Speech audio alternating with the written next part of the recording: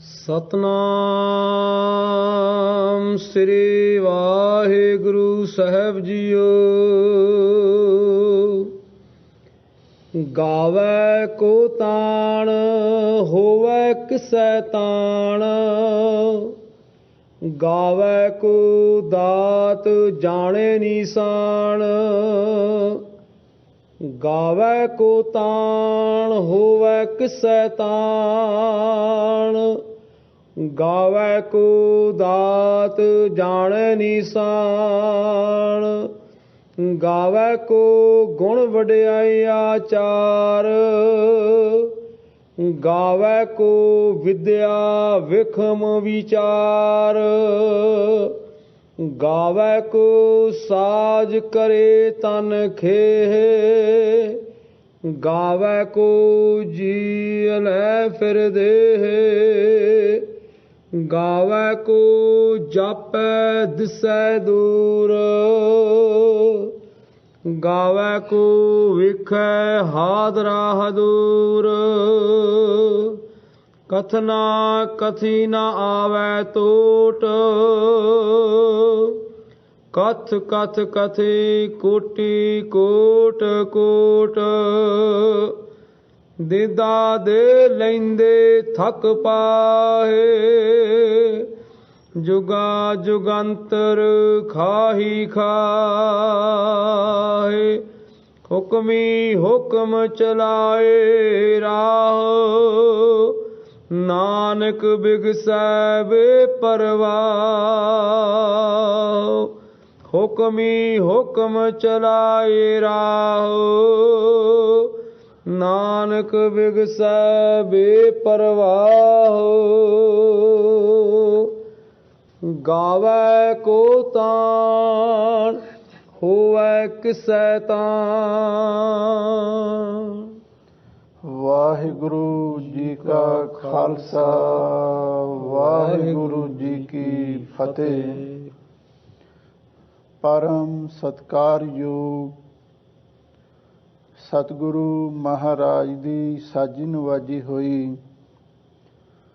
गुरु खालसा साध संगत जीओ, सतगुरु ने अपार बख्शिश की। आप संगतां जुगो जुग अटल सतगुरु साहिब श्री गुरु ग्रंथ साहिब जी का 400 साला पहला प्रकाश पुरब दिहाड़ा मना रहे हो। और इस दे नाल नाल शब्द गुरु, बाणी गुरु, ਗਿਆਨ ਗੁਰੂ ਧੰਨ ਸ਼੍ਰੀ ਗੁਰੂ ਗ੍ਰੰਥ ਸਾਹਿਬ ਜੀ ਦੀ ਪਾਵਨ ਅੰਮ੍ਰਿਤ ਰੂਪ ਬਾਣੀ ਦੀ ਲੜੀਵਾਰ ਕਥਾ ਦਾ ਵੀ ਆਨੰਦ ਮਾਣ ਰਹੇ ਹੋ। ਸਾਹਿਬ ਸ਼੍ਰੀ ਗੁਰੂ ਗ੍ਰੰਥ ਸਾਹਿਬ ਜੀ ਦੇ ਆਰੰਭ ਦੇ ਵਿੱਚ ਜਪਜੀ ਸਾਹਿਬ ਬਾਣੀ ਲਿਖੀ ਗਈ ਹੈ। ਇਹ ਬਾਣੀ ਸਾਡੇ ਸਿੱਖਾਂ ਦੇ ਪ੍ਰਥਮ ਗੁਰੂ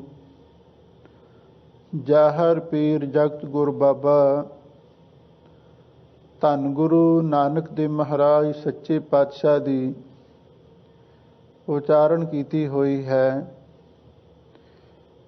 ਇਸ ਜਪਜੀ ਸਾਹਿਬ ਬਾਣੀ ਦੇ ਅੰਦਰ ਧੰਨ ਗੁਰੂ ਨਾਨਕ ਦੇਵ ਮਹਾਰਾਜ ਸੱਚੇ ਪਾਤਸ਼ਾਹ ਨੇ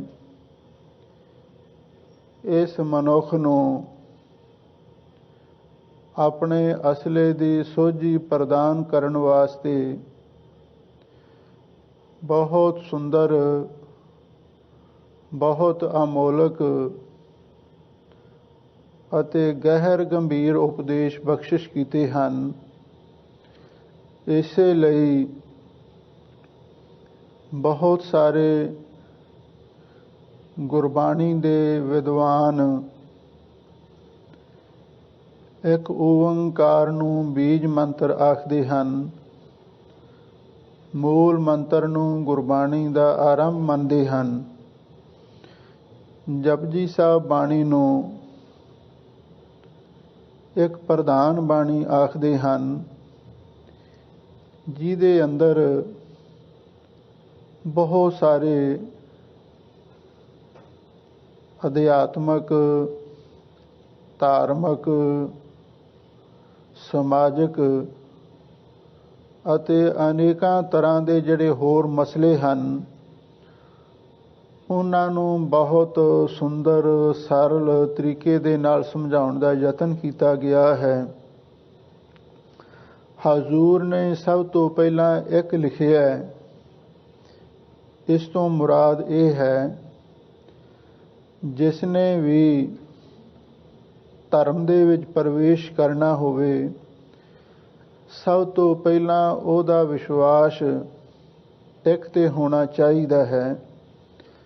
ਜਿੰਨਾ ਚਿਰ ਤੱਕ ਸਾਨੂੰ ਇਹ ਗਿਆਨ ਹੀ ਨਹੀਂ ਉਹ ਪ੍ਰਮਾਤਮਾ ਇੱਕ ਹੈ, ਉਹਨਾਂ ਚਿਰ ਤੱਕ ਅਸੀਂ ਉਸ 'ਤੇ ਨਾ ਤੇ ਵਿਸ਼ਵਾਸ ਕਰ ਸਕਦੇ ਹਾਂ, ਨਾ ਉਹਦਾ ਸਿਮਰਨ ਕਰ ਸਕਦੇ ਹਾਂ, ਨਾ ਹੀ ਅਸੀਂ ਉਸ ਨੂੰ ਮਿਲ ਸਕਦੇ ਹਾਂ।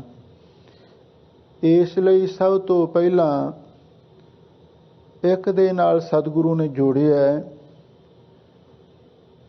ਉਹ ਇੱਕ ਕਿਹੋ ਜਿਹਾ ਹੈ?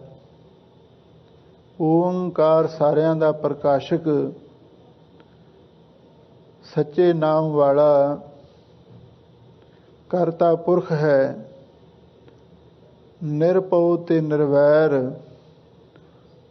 ਉਸ ਅਕਾਲ ਪੁਰਖ ਵਾਹਿਗੁਰੂ ਦੀ ਹਸਤੀ ਨੂੰ ਅਕਾਲ ਦੱਸ ਕੇ ਆਜੂਨੀ ਤੇ ਸੁਤੇ ਪ੍ਰਕਾਸ਼ ਰੂਪ ਦੱਸਿਆ ਹੈ। ਫਿਰ ਉਸ ਦੀ ਪ੍ਰਾਪਤੀ ਦਾ ਵਸੀਲਾ ਗੁਰਪ੍ਰਸਾਦ, ਗੁਰੂ ਦੀ ਕਿਰਪਾ ਨੂੰ ਦੱਸਿਆ ਹੈ। ਇਸ ਢੰਗ ਦੇ ਨਾਲ ਗੁਰੂ ਮਹਾਰਾਜ ਨੇ ਅਕਾਲ ਪੁਰਖ ਵਾਹਿਗੁਰੂ ਦੇ ਸਰੂਪ ਦਾ ਨਿਰਣਾ ਕਰਕੇ ਸਾਨੂੰ ਇਹ ਗੱਲ ਸਮਝਾ ਦਿੱਤੀ, ਕਿਉਂਕਿ ਦੁਨੀਆ ਦੇ ਲੋਕ ਅਕਸਰ ਇਹ ਸਵਾਲ ਪੁੱਛਦੇ ਹਨ ਕਿ ਉਹ ਅਕਾਲ ਪੁਰਖ ਵਾਹਿਗੁਰੂ ਕਿਹੋ ਜਿਹਾ ਹੈ, ਉਹਦਾ ਸੁਭਾਅ ਕਿਹੋ ਜਿਹਾ ਹੈ, ਉਸ ਦਾ ਰੰਗ ਰੂਪ ਕਿਹੋ ਜਿਹਾ ਹੈ, ਉਹਦਾ ਚੇਨ ਚੱਕਰ ਕਿਹੋ ਜਿਹਾ ਹੈ, ਰਹਿੰਦਾ ਕਿੱਥੇ ਹੈ, ਸਾਨੂੰ ਮਿਲ ਕਿਵੇਂ ਸਕਦਾ ਹੈ। ਜਿਹੜੇ ਅਜਿਹੇ ਸਵਾਲ ਨੇ, ਜਦੋਂ ਆਪਾਂ ਮੂਲ ਮੰਤਰ ਦੀ ਵਿਚਾਰ ਕਰਦੇ ਹਾਂ, ਇਹਦੇ ਵਿੱਚ ਹੀ ਆ ਜਾਂਦੇ ਹਨ। ਜਪ ਅੱਗੇ ਬਾਣੀ ਦਾ ਨਾਮ ਹੈ, ਆਦਿ ਸੱਚ ਜੁਗਾਦ ਸੱਚ ਹੈ ਪੀ ਸੱਚ, ਨਾਨਕ ਹੋਸੀ ਪੀ ਸੱਚ। ਇਹ ਪਵਿੱਤਰ ਸ਼ਲੋਕ ਉਚਾਰਨ ਕਰਕੇ ਧੰਨ ਗੁਰੂ ਨਾਨਕ ਦੇਵ ਮਹਾਰਾਜ ਸੱਚੇ ਪਾਤਸ਼ਾਹ ਨੇ ਸਾਨੂੰ ਇਹ ਗੱਲ ਯਕੀਨਨ ਤੌਰ 'ਤੇ ਸਮਝਾ ਦਿੱਤੀ। ਉਹ ਪਰਮਾਤਮਾ ਸदैवी ਹਸਤੀ ਹੈ, ਉਹਦੇ ਬਾਰੇ ਇਹ ਨਹੀਂ ਕਿਹਾ ਜਾ ਸਕਦਾ ਉਹ ਪਹਿਲਾਂ ਕਿਸ ਵੇਲੇ ਸੀ ਤੇ ਫਿਰ ਨਹੀਂ ਸੀ, ਜਾਂ ਹੁਣ ਹੈ ਫਿਰ ਨਹੀਂ ਹੋਵੇਗਾ, ਜਾਂ ਹੁਣ ਵੀ ਨਹੀਂ ਫਿਰ ਵੀ ਨਹੀਂ, ਉਹ ਪਹਿਲਾਂ ਹੀ ਹੋ ਚੁੱਕਿਆ ਹੈ। ਨਹੀਂ, ਇਹਦੇ ਬਾਰੇ ਕੋਈ ਵੀ ਐਸੀ ਵਿਚਾਰਧਾਰਾ ਲਾਗੂ ਨਹੀਂ ਹੋ ਸਕਦੀ। ਹਜ਼ੂਰ ਨੇ ਸਪਸ਼ਟ ਕਰ ਦਿੱਤਾ, ਉਹ ਵਾਹਿਗੁਰੂ ਆਦਿ ਕਾਲ ਦੇ ਅੰਦਰ ਵੀ ਮੌਜੂਦ ਸੀ, ਯੁਗਾਂ ਦੀ ਕਾਲ ਦੀ ਸਿਰਜਣਾ ਸਮੇਂ ਵੀ ਉਹਦੀ ਹਸਤੀ ਮੌਜੂਦ ਸੀ, ਹੁਣ ਵੀ ਹੈ ਫਿਰ ਵੀ ਹੋਵੇਗੀ। ਦੁਨੀਆ ਦੇ ਵਿੱਚ ਕੇਵਲ 3 ਹੀ ਕਾਲ ਮੰਨੇ ਹੋਏ ਸਨ, ਪਰ ਧੰਨ ਗੁਰੂ ਨਾਨਕ ਦੇਵ ਮਹਾਰਾਜ ਸੱਚੇ ਪਾਤਸ਼ਾਹ ਨੇ ਜੁਗਾਦ ਸ਼ਬਦ ਲਿਖ ਕੇ 4 ਕਾਲਾਂ ਦਾ ਸੰਕੇਤ ਦੇ ਦਿੱਤਾ। 3 ਕਾਲ ਤੇ ਪਹਿਲਾਂ ਹੀ ਮੰਨੇ ਹੋਏ ਸਨ, ਪਰ ਜੁਗਾਦ ਉਸ ਸਮੇਂ ਨੂੰ ਆਖਿਆ ਹੈ ਵੀ ਜਦੋਂ ਕਾਲ ਦੀ ਸਿਰਜਣਾ ਹੋਈ। ਆਦਿ ਕਾਲ ਤੇ ਉਸ ਨੂੰ ਕਹਿੰਦੇ ਨੇ ਜਦੋਂ ਕੁਝ ਹੈ ਹੀ ਨਹੀਂ ਸੀ, ਤੇ ਜੁਗਾਦ ਉਹ ਸਮਾਂ ਹੈ ਜਦੋਂ ਕਾਲ ਦੀ ਸਿਰਜਣਾ ਹੋਈ। ਉਹ ਸਮੇਂ ਦੇ ਬਾਰੇ ਕਿਸੇ ਵਿਦਵਾਨ ਨੇ, ਕਿਸੇ ਅਵਤਾਰ ਨੇ, ਕਿਸੇ ਰਹਿਬਰ ਨੇ ਨਹੀਂ ਸੀ ਦੱਸਿਆ। ਧੰਨ ਗੁਰੂ ਨਾਨਕ ਦੇਵ ਮਹਾਰਾਜ ਨੇ ਉਹਦੇ ਬਾਰੇ ਵੀ ਸਾਨੂੰ ਇਹ ਇੱਕ ਜਾਣਕਾਰੀ ਬਖਸ਼ਿਸ਼ ਕਰ ਦਿੱਤੀ। ਤਿੰਨੇ ਕਾਲਾਂ ਦੇ ਵਿੱਚ ਵਿਆਪਕ ਤੇ ਪਹਿਲਾਂ ਹੀ ਸੀ, ਪਰ ਉਸ ਜੁਗਾਦ ਸੰਧੀ ਕਾਲ ਦੇ ਵਿੱਚ ਵੀ ਅਕਾਲ ਪੁਰਖ ਵਾਹਿਗੁਰੂ ਨੂੰ ਪਰਿਪੂਰਨ ਦੱਸ ਕੇ ਤੇ ਉਹਨੂੰ ਸਰਬਕਾਲੀ ਵਿਆਪਕ ਸਰੂਪ ਵਰਣਨ ਕਰ ਦਿੱਤਾ। ਉਸ ਤੋਂ ਅੱਗੇ ਗੁਰੂ ਮਹਾਰਾਜ ਸੱਚੇ ਪਾਤਸ਼ਾਹ ਨੇ ਉਸ ਅਕਾਲ ਪੁਰਖ ਵਾਹਿਗੁਰੂ ਨੂੰ ਮਿਲਣ ਦਾ ਤਰੀਕਾ, ਉਸ ਦੇ ਹੁਕਮ ਦੇ ਵਿੱਚ ਚੱਲਣਾ ਦੱਸ ਕੇ ਇਸ ਦੇ ਮੁਕਾਬਲੇ ਤੇ ਜਿਹੜੇ ਹੋਰ ਸਾਧਨ ਸਨ, ਕਰਮ ਕਾਂਡ ਕੀਤੀ ਹੋਈ ਪਵਿੱਤਰਤਾ, ਮੌਨ ਧਾਰਨ ਕਰਨਾ, ਭੁੱਖੇ ਰਹਿਣਾ, ਹਜ਼ਾਰਾਂ ਸ਼ਾਸਤਰਾਂ ਦੀਆਂ ਸਿਆਣਪਾਂ ਚਤਰਾਈਆਂ ਸਿੱਖ ਲੈਣੀਆਂ, ਇਹਨਾਂ ਦੇ ਨਾਲ ਕਦੇ ਸੱਚ ਦੀ ਪ੍ਰਾਪਤੀ ਨਹੀਂ ਹੋਈ ਤੇ ਨਾ ਹੀ ਹੋ ਸਕਦੀ ਹੈ। ਹਾਂ, ਜਦੋਂ ਮਨੁੱਖ ਉਸ ਮਾਲਕ ਦੇ ਹੁਕਮ ਦੇ ਵਿੱਚ ਚੱਲਣਾ ਸਿੱਖ ਲਵੇ ਤੇ ਫਿਰ ਹੀ ਉਹ ਸੱਚ ਦੇ ਨਾਲ ਜਾ ਕੇ ਮਿਲ ਸਕਦਾ ਹੈ। ਫਿਰ ਸਤਿਗੁਰੂ ਦੇ ਚਰਨਾਂ ਵਿੱਚ ਗੁਰਸਿੱਖਾਂ ਨੇ ਸਵਾਲ ਕੀਤਾ, ਸੱਚੇ ਪਾਤਸ਼ਾਹ ਉਹਦਾ ਹੁਕਮ ਕਿਹੋ ਜਿਹਾ ਹੈ, ਕਿਵੇਂ ਵਰਤ ਰਿਹਾ ਹੈ, ਇਹਦੇ ਬਾਰੇ ਸਮਝਾਇਆ ਜਾਵੇ। ਤਾਂ ਹੁਕਮੀ ਹੋਵਨ ਆਕਾਰ ਦੂਸਰੀ ਪੌੜੀ ਦੇ ਵਿੱਚ ਉਸ ਵਾਹਿਗੁਰੂ ਦੇ ਹੁਕਮ ਦੀ ਵਿਆਖਿਆ ਕੀਤੀ ਤੇ ਨਾਲ ਹੀ ਅਖੀਰ ਤੇ ਇਹ ਗੱਲ ਸਮਝਾ ਦਿੱਤੀ, ਹੁਕਮੈ ਅੰਦਰ ਸਭ ਕੋ ਬਾਹਰ ਹੁਕਮ ਨ ਕੋਏ, ਨਾਨਕ ਹੁਕਮੈ ਜੇ ਬੁਝੈ ਤਾਂ ਹਉਮੈ ਕਹਿ ਨਾ ਕੋਈ। ਸਭ ਕੁਝ ਉਸ ਅਕਾਲ ਪੁਰਖ ਵਾਹਿਗੁਰੂ ਦੇ ਹੁਕਮ ਦੇ ਅੰਦਰ, ਕਿਸੇ ਦੈਵੀ ਕਾਨੂੰਨ ਦੇ ਅੰਦਰ ਚੱਲ ਰਿਹਾ ਹੈ। ਪੈ ਵਿੱਚ ਸੂਰਜ, ਪੈ ਵਿੱਚ ਚੰਦ, ਕੋਹ ਕਰੋੜੀ ਚਲਤ ਨ ਅੰਤ।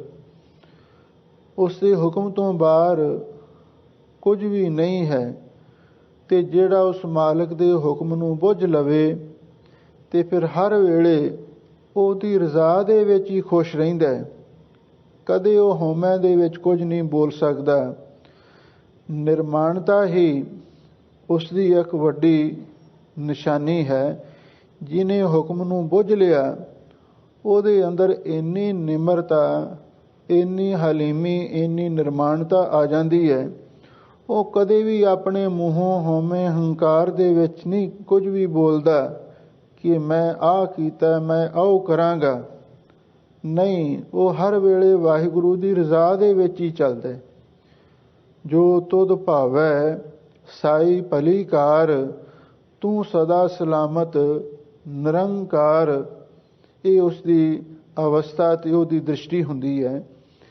ਹੁਣ ਸਤਿਗੁਰੂ ਦੇ ਚਰਨਾਂ ਦੇ ਵਿੱਚ ਗੁਰਸਿੱਖਾਂ ਨੇ ਸਵਾਲ ਕੀਤਾ, ਐ ਗਰੀਬ ਨਵਾਜ ਸਤਿਗੁਰੂ ਜੀਓ, ਸਾਨੂੰ ਕਿਰਪਾ ਕਰਕੇ ਇਹ ਦੱਸੋ ਕਿ ਉਸ ਅਕਾਲ ਪੁਰਖ ਵਾਹਿਗੁਰੂ ਪਰਮੇਸ਼ਰ ਦੀ ਸਿਫਤ ਨੂੰ ਬਿਆਨ ਕਰਨ ਵਾਲੇ ਕਿੰਨੇ ਕੁ ਹਨ?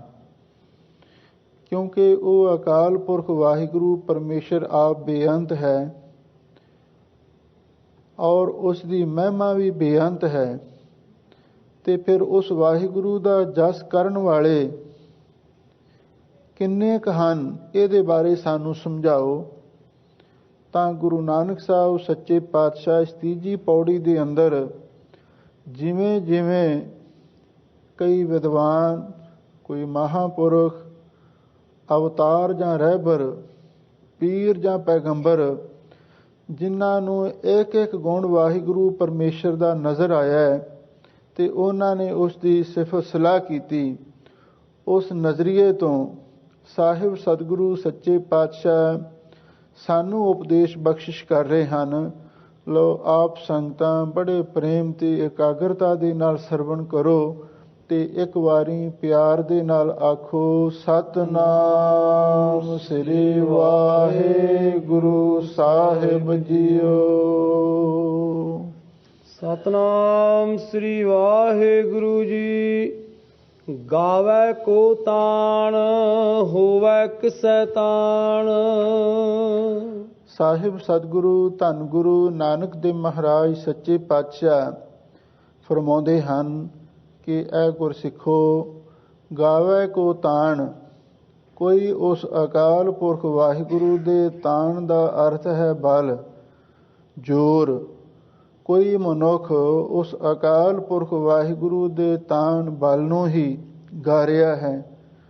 ਉਹਦੀ ਤਾਕਤ, ਉਹਦੀ ਸ਼ਕਤੀ ਕਿਤਨੀ ਮਹਾਨ ਹੈ, ਇਉਂ ਉਸ ਦੇ ਤਾਣ ਬਲ ਨੂੰ ਗਾ ਰਿਹਾ ਹੈ।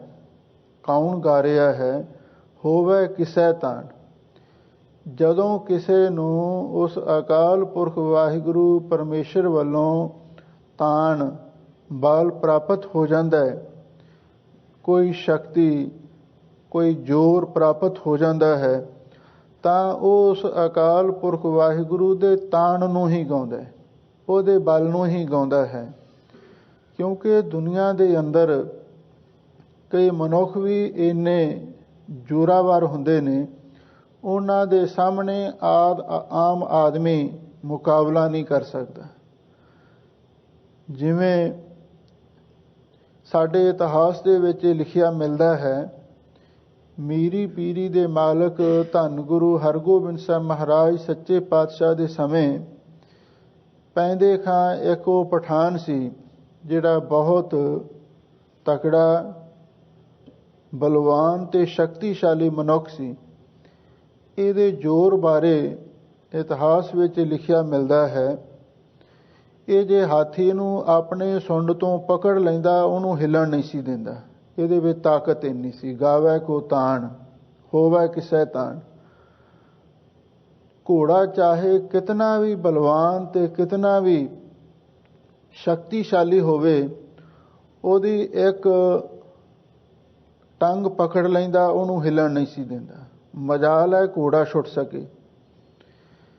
ਜੇ ਦੋ ਸਾਹਣ ਭਿੜਦੇ ਹੋਣ ਤੇ ਉਹਨਾਂ ਨੂੰ ਸਿੰਗਾਂ ਤੋਂ ਪਕੜ ਕੇ ਪਿੱਛੇ ਹਟਾ ਦਿੰਦਾ ਸੀ। ਮਜਾਲ ਹੈ ਉਹ ਟੱਕਰ ਲਾ ਸਕਣ। ਇਹ ਉਸ ਦੀ ਤਾਕਤ ਦੀਆਂ ਗੱਲਾਂ ਲਿਖੀਆਂ ਹੋਈਆਂ ਨੇ। ਫਿਰ ਉਹਦੇ ਵਿੱਚ ਇੰਨਾ ਜ਼ੋਰ ਸੀ। ਆ ਜਿਹੜਾ ਨਾਰੀਅਲ ਹੁੰਦਾ ਹੈ, ਛਿੱਲੜ ਦੇ ਸਮੇਤ ਇਹਨੂੰ ਤੋੜਨਾ ਬਹੁਤ ਔਖਾ ਹੈ। ਪਰ ਕਹਿੰਦੇ ਨੇ ਜਿਵੇਂ ਆਪਾਂ ਪਿਆਜ਼ ਮੁੱਕੀ ਮਾਰ ਕੇ ਭੰਨ ਦਿੰਦੇ ਹਾਂ, ਉਹ ਸਖਤ ਨਾਰੀਅਲ ਨੂੰ ਮੁੱਕੀ ਮਾਰ ਕੇ ਹੀ ਭੰਨ ਦਿੰਦਾ ਸੀ। ਇੰਨੀ ਇਹਦੇ ਵਿੱਚ ਜਿਸਮਾਨੀ ਤਾਕਤ ਹੀ ਸੀ। ਆ ਜਿਹੜਾ ਚਾਂਦੀ ਦਾ ਰੁਪਇਆ ਹੁੰਦਾ ਸੀ, ਇਹਨੂੰ ਚੁਟਕੀ ਵਿੱਚ ਲੈ ਕੇ ਮਲ ਦਿੰਦਾ ਤੇ ਉਹਦੇ ਹਰਫ ਮਿਟਾ ਦਿੰਦਾ ਸੀ। ਇਹ ਉਸ ਦੀ ਤਾਕਤ ਦੇ ਕੁਝ ਪੈਮਾਨੇ ਇਤਿਹਾਸ ਵਿੱਚ ਲਿਖੇ ਮਿਲਦੇ ਨੇ। ਹਜ਼ੂਰ ਕਹਿੰਦੇ ਨੇ, ਗਾਵੈ ਕੋ ਤਾਣ ਹੋਵੈ ਕਿਸੈ ਤਾਣ। ਜਦੋਂ ਕਿਸੇ ਨੂੰ ਅਕਾਲ ਪੁਰਖ ਵਾਹਿਗੁਰੂ ਪਰਮੇਸ਼ਰ ਵੱਲੋਂ ਕੋਈ ਤਾਣ ਬਲ ਪ੍ਰਾਪਤ ਹੁੰਦਾ ਹੈ, ਤੇ ਫਿਰ ਉਹ ਉਸ ਵਾਹਿਗੁਰੂ ਦੇ ਬਲ ਨੂੰ ਹੀ ਗਾਉਂਦਾ ਹੈ, ਆਪਣੇ ਢੰਗ ਦੇ ਨਾਲ ਗਾਉਂਦਾ ਹੈ। ਦੁਨੀਆ ਦੇ ਅੰਦਰ ਕਈ ਐਸੇ ਜਾਨਵਰ ਵੀ ਹਨ, ਜਿਵੇਂ ਸ਼ੇਰ ਹੈ। ਸ਼ੇਰ ਦਾ ਆਕਾਰ ਤੇ ਭਾਵੇਂ ਹਾਥੀ ਨਾਲੋਂ ਛੋਟਾ ਹੁੰਦਾ, ਪਰ ਉਹਦੀ ਤਾਕਤ ਹਾਥੀ ਨਾਲੋਂ ਵੀ ਵਧੇਰੇ ਹੁੰਦੀ ਹੈ। ਇਹ ਵਾਹਿਗੁਰੂ ਦਾ ਹੀ ਤਾਣ ਬਲ ਹੈ ਨਾ। ਇਹ ਤੇ ਸਰੀਰਕ ਬਲ ਦੀ ਗੱਲ ਹੈ। ਇਸ ਤੋਂ ਬਿਨਾਂ ਇੱਕ ਬੌਧਿਕ ਬਲ ਵੀ ਹੁੰਦਾ ਹੈ, ਆਤਮਿਕ ਬਲ ਵੀ ਹੁੰਦਾ ਹੈ, ਧਾਰਮਿਕ ਬਲ ਵੀ ਹੁੰਦਾ ਹੈ ਤੇ ਆਰਥਿਕ ਬਲ ਵੀ ਹੁੰਦਾ ਹੈ। ਜਿਹੜਾ ਬਲ ਕਿਸੇ ਵੀ ਰੂਪ ਦੇ ਵਿੱਚ ਅਕਾਲ ਪੁਰਖ ਵਾਹਿਗੁਰੂ ਪਰਮੇਸ਼ਰ ਵੱਲੋਂ ਕਿਸੇ ਨੂੰ ਪ੍ਰਾਪਤ ਹੁੰਦਾ ਹੈ, ਗਾਵੈ ਕੋ ਤਾਣ, ਤੇ ਫਿਰ ਉਹ ਉਸ ਅਕਾਲ ਪੁਰਖ ਵਾਹਿਗੁਰੂ ਦੇ ਤਾਣ ਬਲ ਨੂੰ ਹੀ ਗਾਉਂਦਾ ਹੈ।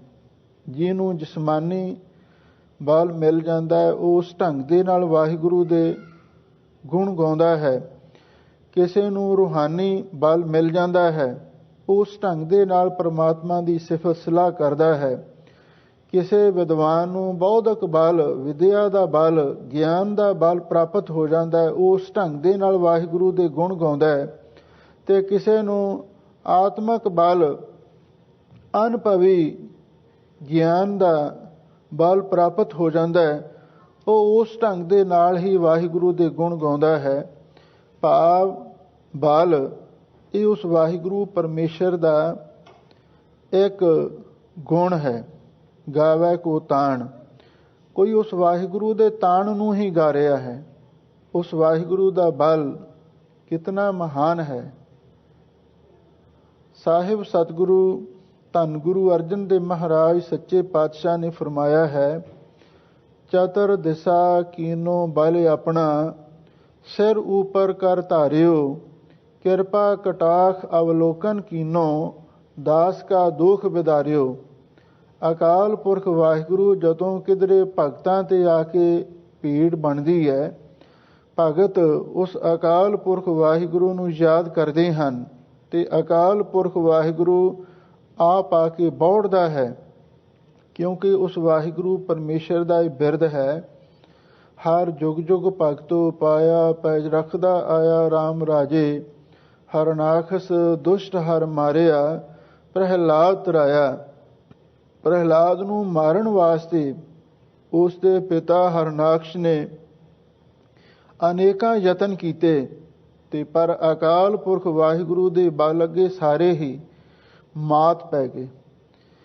ਇਹਨੂੰ ਪਹਾੜ ਤੋਂ ਹੇਠਾਂ ਵੀ ਸੁੱਟਿਆ, ਇਹਨੂੰ ਪਾਣੀ ਵਿੱਚ ਵੀ ਡੋਬਣ ਦਾ ਯਤਨ ਹੋਇਆ ਤੇ ਇਸ ਨੂੰ ਅੱਗ ਵਿੱਚ ਵੀ ਸਾੜਿਆ ਗਿਆ, ਪਰ ਹਰ ਥਾਂ ਤੇ ਵਾਹਿਗੁਰੂ ਪਰਮੇਸ਼ਰ ਨੇ ਰੱਖਿਆ ਕੀਤੀ।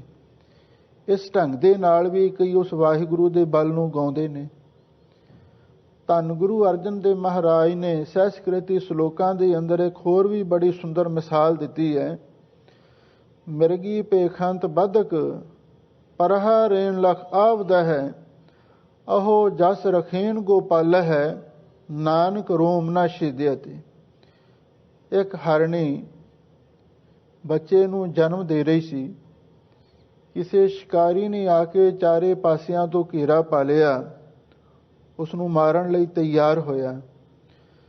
ਇੱਕ ਪਾਸੇ ਉਸਨੇ ਜਾਲੀ ਲਾ ਦਿੱਤੀ, ਦੂਸਰੇ ਪਾਸੇ ਅੱਗ ਬਾਲ ਦਿੱਤੀ, ਤੀਜੇ ਪਾਸੇ ਸ਼ਿਕਾਰੀ ਕੁੱਤਾ ਖੜਾ ਕਰ ਦਿੱਤਾ, ਚੌਥੇ ਪਾਸੇ ਆਪ ਤੀਰ ਕਮਾਨ ਲੈ ਕੇ ਖਲੋ ਗਿਆ। ਹੁਣ ਜਦੋਂ ਚਾਰੇ ਪਾਸੇ ਉਸਦੇ ਘੇਰੇ ਗਏ, ਉਸ ਹਰਣੀ ਦੇ ਕੋਲ ਆਪਣੇ ਬਚਣ ਦੇ ਲਈ ਕੋਈ ਵੀ ਰਸਤਾ ਨਹੀਂ ਰਿਹਾ, ਤਾਂ ਉਸ ਵੇਲੇ ਉਸਨੇ ਅਕਾਲ ਪੁਰਖ ਵਾਹਿਗੁਰੂ ਨੂੰ ਯਾਦ ਕੀਤਾ ਤੇ ਅਕਾਲ ਪੁਰਖ ਵਾਹਿਗੁਰੂ ਨੇ ਉਹਦੀ ਫਿਰ ਰੱਖਿਆ ਵੀ ਕੀਤੀ। ਰੱਖਿਆ ਕਿਵੇਂ ਹੋਈ? ਕਹਿੰਦੇ ਨੇ ਜਦੋਂ ਸ਼ਿਕਾਰੀ ਉਸ ਨੂੰ ਤੀਰ ਮਾਰਨ ਲੱਗਿਆ, ਉਸੇ ਵੇਲੇ ਸੱਪ ਨਿਕਲਿਆ, ਉਸਨੇ ਸ਼ਿਕਾਰੀ ਨੂੰ ਡੰਗ ਮਾਰ ਦਿੱਤਾ। ਜਿਹੜਾ ਤੀਰ ਹਰਣੀ ਵੱਲ ਸਿੰਨਿਆ ਹੋਇਆ ਸੀ, ਉਹ ਤੀਰ ਜਾ ਕੇ ਉਹਦੇ ਹੀ ਸ਼ਿਕਾਰੀ ਕੁੱਤੇ ਨੂੰ ਜਾ ਲੱਗਿਆ। ਸ਼ਿਕਾਰੀ ਵੀ ਮਰ ਗਿਆ ਤੇ ਸ਼ਿਕਾਰੀ ਕੁੱਤਾ ਵੀ ਮਰ ਗਿਆ। ਜਦੋਂ ਵਾਹਿਗੁਰੂ ਕਿਸੇ ਦੀ ਰੱਖਿਆ ਕਰਦਾ ਹੈ ਨਾ, ਤੇ ਫਿਰ ਮਨੁੱਖ ਦੇ ਕੀਤੇ ਸਾਰੇ ਹੀ ਚਾਰੇ ਨਿਸਫਲ ਹੋ ਜਾਂਦੇ ਨੇ। ਫਿਰ ਕੀ ਹੋਇਆ? ਤੇਜ਼ ਹਵਾ ਆਈ, ਉਸ ਹਵਾ ਨੇ ਜਾਲੀ ਨੂੰ ਪੱਟ ਕੇ ਅੱਗ ਵਿੱਚ ਸੁੱਟ ਦਿੱਤਾ, ਜਾਲੀ ਵੀ ਸੜ ਗਈ। ਉਸ ਹਵਾ ਤੋਂ ਬਾਅਦ ਹਨੇਰੀ ਤੋਂ ਪਿੱਛੋਂ ਮੀਂਹ ਆਇਆ ਤੇ ਮੀਂਹ ਨੇ ਅੱਗ ਨੂੰ ਵੀ ਬੁਝਾ ਦਿੱਤਾ। ਜੋ ਉਸ ਹਰਣੀ ਦੇ ਮਾਰਨ ਦੇ ਲਈ ਸਾਰੇ ਹੀ ਇੰਤਜ਼ਾਮ ਕੀਤੇ ਗਏ ਸਨ, ਤੇ ਵਾਹਿਗੁਰੂ ਦੇ ਜ਼ੋਰ ਅੱਗੇ ਸਾਰੇ ਹੀ ਮਾਤ ਪੈ ਗਏ। ਇਸ ਢੰਗ ਦੇ ਨਾਲ ਉਹ ਅਕਾਲ ਪੁਰਖ ਵਾਹਿਗੁਰੂ ਦਾ ਜ਼ੋਰ ਸਭ ਤੋਂ ਮਹਾਨ ਹੈ। ਇਸੇ ਲਈ ਹਜ਼ੂਰ ਕਹਿੰਦੇ ਗਾਵੈ ਕੋ ਤਾਣ। ਕੋਈ ਉਸ ਪਰਮਾਤਮਾ ਦੇ ਤਾਣ ਬਲ ਨੂੰ ਗਾਉਂਦਾ ਹੈ। ਹੋਵੇ ਕਿਸੇ ਤਾਣ, ਜਦੋਂ ਕਿਸੇ ਨੂੰ ਉਸ ਦਾ ਤਾਣ ਪ੍ਰਾਪਤ ਹੁੰਦਾ ਹੈ, ਕੋਈ ਉਸ ਨੂੰ ਉਸ ਵਾਹਿਗੁਰੂ ਦੀ ਤਾਕਤ ਬਾਰੇ ਗਿਆਨ ਪ੍ਰਾਪਤ ਹੁੰਦਾ ਹੈ, ਤਾਂ ਉਹ ਉਸ ਵਾਹਿਗੁਰੂ ਦੇ ਤਾਣ ਬਲ ਨੂੰ ਹੀ ਗਾਉਂਦਾ ਹੈ। ਗਾਵੈ ਕੋ ਦਾਤ ਜਾਣੇ ਨੀਸਾਨ। ਸਾਹਿਬ ਸਤਿਗੁਰੂ ਧੰਨ ਗੁਰੂ ਨਾਨਕ ਦੇਵ ਮਹਾਰਾਜ ਸੱਚੇ ਪਾਤਸ਼ਾਹ ਫਰਮਾਉਂਦੇ ਨੇ, ਗਾਵੈ ਕੋ ਦਾਤ। ਕੋਈ ਵਿਦਵਾਨ, ਕੋਈ ਮਨੁੱਖ, ਕੋਈ ਗੁਰਮੁਖ ਪਿਆਰਾ ਉਸ ਵਾਹਿਗੁਰੂ ਦੀ ਦਾਤ ਨੂੰ ਹੀ ਗਾਉਂਦਾ ਹੈ, ਕਿਉਂਕਿ ਵਾਹਿਗੁਰੂ ਦੀ ਦਾਤ ਇੱਕ ਨਹੀਂ, ਅਨੇਕਾਂ ਹੀ ਦਾਤਾਂ ਨੇ। ਅੱਗੇ ਚੱਲ ਕੇ ਸਤਿਗੁਰੂ ਮਹਾਰਾਜ ਸੱਚੇ ਪਾਤਸ਼ਾਹ ਨੇ ਆਪ ਹੀ ਬਿਆਨ ਕੀਤਾ ਹੈ, ਦੇਂਦਾ ਦੇ ਲੈਂਦੇ ਥੱਕ ਪਾਹੇ, ਜੁਗਾ ਜੁਗੰਤਰ ਖਾਹੀ ਖਾਹੇ। ਕੋਈ ਮਨੁੱਖ ਉਸ ਪਰਮਾਤਮਾ ਦੀ ਦਾਤ ਨੂੰ ਹੀ ਗਾਉਂਦਾ ਹੈ। ਜਾਣੈ ਨਿਸ਼ਾਨ, ਕਿਉਂਕਿ ਉਹ ਉਸ ਦਾਤ ਨੂੰ ਉਸ ਅਕਾਲ ਪੁਰਖ ਵਾਹਿਗੁਰੂ ਦਾ ਨਿਸ਼ਾਨ ਸਮਝਦਾ ਵੀ ਇਹ ਇੱਕ ਵਾਹਿਗੁਰੂ ਦੀ ਨਿਸ਼ਾਨੀ ਹੈ। ਹੁਣ ਸਮਝ ਲਓ, ਉਸ ਅਕਾਲ ਪੁਰਖ ਵਾਹਿਗੁਰੂ ਨੇ ਜਿੰਨੇ ਵੀ ਪਦਾਰਥ ਸਾਨੂੰ ਦਿੱਤੇ ਨੇ ਸਭ ਉਸ ਦੀਆਂ ਦਾਤਾਂ ਨੇ। ਤੇ ਜਿਹੜੇ ਸਿਆਣੇ ਪੁਰਖ ਨੇ ਤੇ ਵਾਹਿਗੁਰੂ ਦੇ ਦਿੱਤੇ ਹੋਏ ਪਦਾਰਥਾਂ ਨੂੰ ਉਹਦੀਆਂ ਦਾਤਾਂ ਸਮਝ ਕੇ ਔਰ ਉਹਦੀ ਨਿਸ਼ਾਨੀ ਸਮਝ ਕੇ ਤੇ ਫਿਰ ਉਸ ਵਾਹਿਗੁਰੂ ਦੇ ਜਸ ਨੂੰ ਗਾਉਂਦੇ ਹਨ। ਬਹੁਤੇ ਤਾਂ ਅਕਿਰਤ ਕਣ ਹੀ ਹਨ। ਵਾਹਿਗੁਰੂ ਪਰਮੇਸ਼ਰ ਕੋਲੋਂ ਦਾਤਾਂ ਤੇ ਮੰਗ ਲੈਂਦੇ ਨੇ ਤੇ ਫਿਰ ਹੁੰਦਾ ਕੀ ਹੈ, ਦਾਤ ਪਿਆਰੀ ਵਿਸਰਿਆ ਦਾ ਤਾਰਾ, ਜਾਣੈ ਨਾਹੀਂ ਮਰਨ ਵਿਚਾਰਾ। ਦਾਤ ਦੇ ਨਾਲ ਪਿਆਰ ਕਰਨ ਲੱਗ ਜਾਂਦੇ ਨੇ ਪਰ ਉਸ ਦੇਣ ਵਾਲੇ ਦਾਤੇ ਨੂੰ ਭੁੱਲ ਜਾਂਦੇ ਨੇ। ਇੱਥੋਂ ਤੱਕ ਉਸ ਅਕਾਲ ਪੁਰਖ ਵਾਹਿਗੁਰੂ ਨੇ ਇੰਨੀਆਂ ਅਮੋਲਕ ਦਾਤਾਂ ਸਾਨੂੰ ਬਖਸ਼ਿਸ਼ ਕੀਤੀਆਂ ਨੇ ਤੇ ਸਾਡੇ ਕੋਲੋਂ ਉਸਨੇ ਇਵਜ਼ਾਨਾ ਵੀ ਕੋਈ ਨਹੀਂ ਲਿਆ, ਕੋਈ ਕੀਮਤ ਵੀ ਨਹੀਂ ਵਸੂਲੀ। ਜੇ ਵਾਹਿਗੁਰੂ ਦੀਆਂ ਦਿੱਤੀਆਂ ਹੋਈਆਂ ਦਾਤਾਂ ਦੀ ਆਪਾਂ ਵਿਚਾਰ ਕਰਨ ਲੱਗੀਏ ਤੇ ਪਤਾ ਨਹੀਂ ਕਿਤਨਾ ਸਮਾਂ ਲੱਗ ਸਕਦਾ ਹੈ। ਸਭ ਤੋਂ ਵੱਡਮੁੱਲੀਆਂ ਦਾਤਾਂ ਉਸ ਵਾਹਿਗੁਰੂ ਨੇ ਜੋ ਸਾਨੂੰ ਦਿੱਤੀਆਂ ਹਨ, ਜਿਹਦੇ ਆਸਰੇ ਸਾਡਾ ਜੀਵਨ ਹੈ। ਆਹ ਇੱਕ ਧਰਤੀ ਹੈ, ਇਸ ਧਰਤੀ ਦੇ ਸਾਰੇ ਮਨੁੱਖ ਰਹਿੰਦੇ ਨੇ। ਇਹ ਧਰਤੀ ਵਾਹਿਗੁਰੂ ਦੀ ਦਾਤ ਹੈ, ਜਿਸ ਨੂੰ ਹਜ਼ੂਰ ਨੇ ਮਾਤਾ ਧਰਤ ਮਹਤ, ਧਰਤੀ ਨੂੰ ਸਭ ਤੋਂ ਵੱਡੀ ਮਾਂ ਦਾ ਦਰਜਾ ਦਿੱਤਾ ਹੈ। ਕਿਉਂਕਿ ਸਾਰੇ ਹੀ ਜੀਵ ਜੰਤ ਧਰਤੀ ਦੀ ਕੁੱਖ ਤੋਂ ਪੈਦਾ ਹੁੰਦੇ ਨੇ, ਫਿਰ ਇਹਦੇ ਵਿੱਚ ਹੀ ਸਮਾ ਜਾਂਦੇ ਨੇ। ਇਹ ਧਰਤੀ ਸਭ ਤੋਂ ਵੱਡੀ ਮਾਂ ਹੈ। ਹਜ਼ੂਰ ਕਹਿੰਦੇ ਨੇ ਇਹ ਜਿਹੜੀ ਧਰਤੀ ਹੈ ਇਹ ਵੀ ਵਾਹਿਗੁਰੂ ਦੀ ਇੱਕ ਦਾਤ ਹੈ ਨਾ। ਦੂਸਰੇ ਨੰਬਰ ਤੇ ਪਾਣੀ ਹੈ। ਹੁਣ ਪਾਣੀ ਵੀ ਵਾਹਿਗੁਰੂ ਦੀ ਕਿਤਨੀ ਅਮੋਲਕ ਦਾਤ ਹੈ। ਸਾਨੂੰ ਕਿਧਰੇ ਐਸਾ ਸਮਾਂ ਬਣ ਜਾਵੇ ਤੇ ਸਾਨੂੰ ਪਾਣੀ ਨਾ ਮਿਲੇ ਤੇ ਵੇਖ ਲਓ ਜਾਨ ਔਖੀ ਹੋ ਜਾਂਦੀ ਹੈ। ਇਹ ਵੀ ਤੇ ਵਾਹਿਗੁਰੂ ਦੀ ਵੱਡਮੁੱਲੀ ਦਾਤ ਹੈ। ਇਸ ਪਾਣੀ ਨੂੰ ਗੁਰੂ ਮਹਾਰਾਜ ਨੇ ਪਿਤਾ ਦਾ ਦਰਜਾ ਦਿੱਤਾ ਹੈ। ਪਾਣੀ ਪਿਤਾ ਜਗਤ ਕਾ, ਫਿਰ ਪਾਣੀ ਸਭ ਖਾਏ। ਪਾਉਣ ਗੁਰੂ ਪਾਣੀ ਪਿਤਾ, ਮਾਤਾ ਧਰਤ ਮਹਤ। ਤੀਸਰੇ ਨੰਬਰ ਤੇ ਅੱਗ ਦੀ ਵਾਰੀ ਆਉਂਦੀ ਹੈ। ਅੱਗ ਦੀ ਵੀ ਸਾਡੇ ਜੀਵਨ ਦੇ ਵਿੱਚ ਕਿੰਨੀ ਲੋੜ ਹੈ, ਇਹਦੇ ਬਾਰੇ ਸਾਨੂੰ ਸਾਰਿਆਂ ਨੂੰ ਪਤਾ ਹੈ। ਭੋਜਨ ਤਿਆਰ ਕਰਨਾ ਹੋਵੇ, ਕੱਪੜੇ ਧੋਣੇ ਹੋਣ, ਉਸ ਵੇਲੇ ਸਾਨੂੰ ਅੱਗ ਦੀ ਕਿੰਨੀ ਲੋੜ ਪੈਂਦੀ ਹੈ। ਇਹ ਵੀ ਵਾਹਿਗੁਰੂ ਦੀਆਂ ਦਾਤਾਂ ਨੇ ਨਾ, ਜੇ ਆਪਾਂ ਸੋਚੀਏ, ਪਰ ਅਸੀਂ ਇਸ ਪਾਸੇ ਧਿਆਨ ਨਹੀਂ ਦਿੰਦੇ। ਹਵਾ ਹੈ, ਕਿਤੇ ਜਰਾ ਹਵਾ ਰੁਕ ਜਾਵੇ ਤੇ ਸਾਹ ਲੈਣਾ ਔਖਾ ਹੋ ਜਾਂਦਾ ਹੈ। ਇਹ ਵੀ ਵਾਹਿਗੁਰੂ ਦੀ ਦਾਤ ਹੈ। ਤੇ ਆਕਾਸ਼ ਹੈ, ਤੇ ਆਕਾਸ਼ ਦੇ ਵਿੱਚ ਪੰਛੀ ਉਡਾਰੀਆਂ ਲਾਉਂਦੇ ਨੇ ਤੇ ਮਨੁੱਖ ਵੀ ਹਵਾਈ ਜਹਾਜ਼ਾਂ ਤੇ ਸਫ਼ਰ ਕਰਦਾ ਹੈ। ਇਹ ਵੀ ਤੇ ਵਾਹਿਗੁਰੂ ਦੀ ਦਾਤ ਹੀ ਹੈ ਨਾ।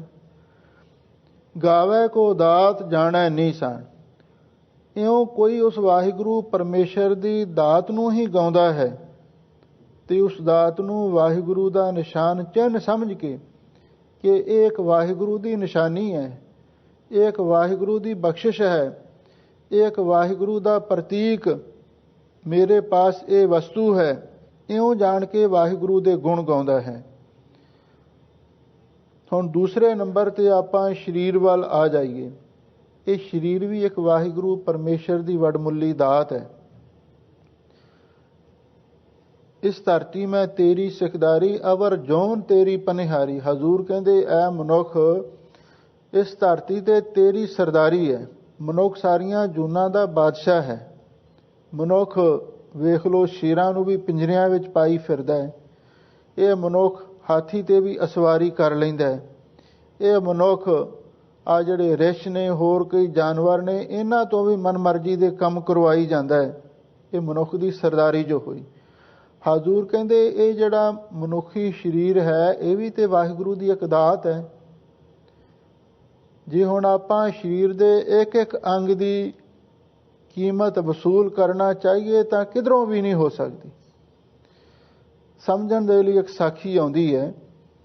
ਧੰਨ ਗੁਰੂ ਨਾਨਕ ਦੇਵ ਮਹਾਰਾਜ ਸੱਚੇ ਪਾਤਸ਼ਾਹ ਵਿਚਰਦੇ ਇੱਕ ਪਿੰਡ ਵਿੱਚ ਚਲੇ ਗਏ ਔਰ ਉੱਥੇ ਕੋਈ ਮੂਰਖ ਆਦਮੀ ਉਸ ਅਕਾਲ ਪੁਰਖ ਵਾਹਿਗੁਰੂ ਪਰਮੇਸ਼ਰ ਨੂੰ ਬੁਰਾ ਭਲਾ ਆਖੀ ਜਾ ਰਿਹਾ ਸੀ। ਧੰਨ ਗੁਰੂ ਨਾਨਕ ਦੇਵ ਮਹਾਰਾਜ ਦੀ ਆਤਮਾ ਉਸ ਅਕਾਲ ਪੁਰਖ ਵਾਹਿਗੁਰੂ ਦੇ ਪ੍ਰੇਮ ਦੇ ਵਿੱਚ ਲਵਰੇਜ ਸੀ। ਸਤਿਗੁਰੂ ਜੇ ਕੋਈ ਉਹਨਾਂ ਨੂੰ ਖੁਦ ਨੂੰ ਕੋਈ ਬੁਰਾ ਭਲਾ ਆਖ ਲੈਂਦਾ ਤਾਂ ਉਸ ਨੂੰ ਸਹਿਨ ਕਰ ਲੈਂਦੇ, ਪਰ ਜੇ ਅਕਾਲ ਪੁਰਖ ਵਾਹਿਗੁਰੂ ਪਰਮੇਸ਼ਰ ਬਾਰੇ ਕੋਈ ਬੁਰਾ ਭਲਾ ਆਖਦਾ ਉਹ ਨਹੀਂ ਸੀ ਬਰਦਾਸ਼ਤ ਹੁੰਦਾ। ਇਹ ਗੁਰੂ ਨਾਨਕ ਸਾਹਿਬ ਜੀ ਦਾ ਸੁਭਾਅ ਸੀ। ਜਦੋਂ ਉਹ ਮਨੁੱਖ ਅਕਾਲ ਪੁਰਖ ਵਾਹਿਗੁਰੂ ਪਰਮੇਸ਼ਰ ਤੇ ਗਿਲੇ ਸ਼ਿਕਵੇ ਕਰੀ ਜਾ ਰਿਹਾ ਸੀ ਤਾਂ ਗੁਰੂ ਨਾਨਕ ਸਾਹਿਬ ਉੱਥੇ ਖਲੋ ਗਏ। ਉਹਨੂੰ ਪੁੱਛਣ ਲੱਗੇ, ਭਲਿਆ ਲੋਕਾ, ਵੀ ਰੱਬ ਨੇ ਤੇ ਤੈਨੂੰ ਦਿੱਤਾ ਹੀ ਦਿੱਤਾ ਹੈ, ਲਿਆ ਤੇ ਕੁਝ ਨਹੀਂ, ਤੇ ਫਿਰ ਵੀ ਤੂੰ ਉਸ ਨੂੰ ਬੁਰੇ ਭਲੇ ਬੋਲੀ ਜਾ ਰਿਹਾ ਹੈ, ਇਹ ਤੇਰੇ ਵਾਸਤੇ ਠੀਕ ਨਹੀਂ। ਇਹ ਅੱਗੋਂ ਕਹਿਣ ਲੱਗਾ, ਮੈਨੂੰ ਰੱਬ ਨੇ ਕੀ ਦਿੱਤਾ ਹੈ? ਤਾਂ ਸਤਿਗੁਰੂ ਕਹਿਣ ਲੱਗੇ, ਸਭ ਕੁਛ ਗੋਬਿੰਦ ਨੇ ਦਿਆ ਜਬ ਦੀਨੀ ਮਾਨੁਖ ਦੇਹ। ਜਦੋਂ ਤੈਨੂੰ ਮਨੁੱਖਾ ਦੇਹ ਹੀ ਉਸਨੇ ਦੇ ਦਿੱਤੀ, ਮਨੁੱਖ ਕੀ ਨਹੀਂ ਕਰ ਸਕਦਾ? ਸਭ ਕੁਝ ਕਰ ਸਕਦਾ। ਜਦੋਂ ਅਕਾਲ ਪੁਰਖ ਨੇ ਮਨੁੱਖਾ ਦੇਹ ਹੀ ਤੈਨੂੰ ਬਖਸ਼ਿਸ਼ ਕਰ ਦਿੱਤੀ, ਤੈਨੂੰ ਉਸਨੇ ਦੱਸ ਕੀ ਨਹੀਂ ਦਿੱਤਾ? ਸਭ ਕੁਝ ਹੀ ਦੇ ਦਿੱਤਾ। ਹੀਰੇ ਜੈਸਾ ਜਨਮ ਹੈ, ਹੀਰੇ ਵਰਗਾ ਮੋਲਕ ਜਨਮ ਹੈ, ਤੈਨੂੰ ਵਾਹਿਗੁਰੂ ਨੇ ਬਖਸ਼ਿਸ਼ ਕੀਤਾ, ਤੂੰ ਇਸ ਹੀਰੇ ਦੀ ਕਦਰ ਨਹੀਂ ਪਾ ਰਿਹਾ। ਸਤਿਗੁਰੂ ਕਹਿਣ ਲੱਗੇ, ਤੈਨੂੰ ਅਕਾਲ ਪੁਰਖ ਨੇ ਇਹ ਮਨੁੱਖਾ ਦੇ ਬਖਸ਼ਿਸ਼ ਕੀਤੀ ਹੈ, ਇਹ ਕਿਤਨੀ ਵੱਡਮੁੱਲੀ ਹੈ। ਕਹਿਣ ਲੱਗਾ, ਮੈਨੂੰ ਤੇ ਇਸ ਬਾਰੇ ਕੁਛ ਪਤਾ ਨਹੀਂ। ਤਾਂ ਸਾਹਿਬ ਸਤਿਗੁਰੂ ਸੱਚੇ ਪਾਤਸ਼ਾਹ ਕਹਿਣ ਲੱਗੇ, ਅੱਛਾ ਤੂੰ ਦੱਸ ਬਈ ਤੈਨੂੰ ਚਾਹੀਦਾ ਕੀ ਹੈ? ਇਹ ਅੱਗੋਂ ਕਹਿਣ ਲੱਗਾ, ਮੈਨੂੰ ਤੇ ਮਾਇਆ ਚਾਹੀਦੀ ਹੈ, ਮੈਨੂੰ ਦੌਲਤ ਚਾਹੀਦੀ ਹੈ। ਮਨੁੱਖ ਦੀ ਦੌੜ ਇਸ ਪਾਸੇ ਲੱਗੀ ਹੋਈ ਹੈ। ਸਹਿਸ ਖਟੇ ਲੱਖ ਕੋ ਉਠ ਧਾਵੈ, ਤ੍ਰਿਪਤ ਨ ਆਵੈ ਮਾਇਆ ਪਾਛੈ ਪਾਵੈ। ਅਨਕ ਭੋਗ ਵਿਖਿਆ ਕੇ ਕਰੈ, ਨ ਤ੍ਰਿਪਤਾਵੈ ਖਪ ਖਪ ਮਰੈ। ਜਿਹੜੀ ਚੀਜ਼ ਪਰਮੇਸ਼ਰ ਨੇ ਦਿੱਤੀ ਹੈ ਉਹਦਾ ਸਾਨੂੰ ਗਿਆਨ ਨਹੀਂ, ਤੇ ਜਿਹੜੀ ਸਾਡੇ ਕੋਲੇ ਨਹੀਂ ਉਹਦੇ ਬਾਰੇ ਗਿਲੇ ਸ਼ਿਕਵੇ ਅਸੀਂ ਸਾਰੇ ਕਰਦੇ ਰਹਿੰਦੇ। ਸਾਨੂੰ ਆਹ ਨਹੀਂ ਦਿੱਤਾ, ਉਹ ਨਹੀਂ ਦਿੱਤਾ। ਭਲਾ ਜਿਹੜਾ ਕੁਛ ਦਿੱਤਾ ਉਹਦੇ ਬਾਰੇ ਵੀ ਕਦੇ ਸੋਚਿਆ? ਉਸ ਪਾਸੇ ਸਾਡਾ ਧਿਆਨ ਬਹੁਤ ਘਟ ਜਾਂਦਾ। ਸਾਹਿਬ ਸਤਿਗੁਰੂ ਸੱਚੇ ਪਾਤਸ਼ਾਹ ਕਹਿਣ ਲੱਗੇ, ਜੇ ਤੂੰ ਸਿਰਫ ਮਾਇਆ ਨੂੰ ਹੀ ਸਭ ਕੁਝ ਸਮਝਿਆ ਹੋਇਆ ਹੈ, ਅੱਛਾ ਲੈ ਅਸੀਂ ਤੇਰੇ ਨਾਲ ਇੱਕ ਵਾਅਦਾ ਕਰਦੇ ਹਾਂ, ਇੱਕ ਬਚਨ ਕਰਦੇ ਹਾਂ, ਤੇ ਨਾਲ ਇਹ ਵੀ ਗੱਲ ਯਾਦ ਰੱਖੀ, ਸਾਧ ਬਚਨ ਅਟਲਾਦਾ, ਸਾਧੂ ਬੋਲੇ ਸਹਿਜ ਸੁਭਾਏ, ਸਾਧ ਕਾ ਬੋਲਿਆ ਬਿਰਥਾ ਨਾ ਜਾਏ। ਮਹਾਂਪੁਰਖ ਜੋ ਵੀ ਬਚਨ ਕਹਿਣ ਉਹ ਪੂਰੇ ਕਰਦੇ ਨੇ। ਤੂੰ ਹੁਣ ਇਹ ਗੱਲ ਆਖ ਰਿਹਾ ਮੈਨੂੰ ਮਾਇਆ ਚਾਹੀਦੀ ਹੈ, ਦੱਸ ਤੈਨੂੰ ਕਿੰਨੀ ਮਾਇਆ ਚਾਹੀਦੀ ਹੈ? ਉਨੀ ਤੈਨੂੰ ਮਾਇਆ ਮਿਲ ਸਕਦੀ ਹੈ, ਪਰ ਨਾਲ ਸ਼ਰਤ ਇਹ ਹੈ, ਆਹ ਸਰੀਰ ਵਾਹਿਗੁਰੂ ਦੀ ਦਾਤ ਹੈ, ਔਰ ਇਹਦੇ ਵਿੱਚੋਂ ਅਸੀਂ ਜੋ ਵੀ ਮੰਗੀਏ ਉਹ ਤੈਨੂੰ ਦੇਣਾ ਪਵੇਗਾ।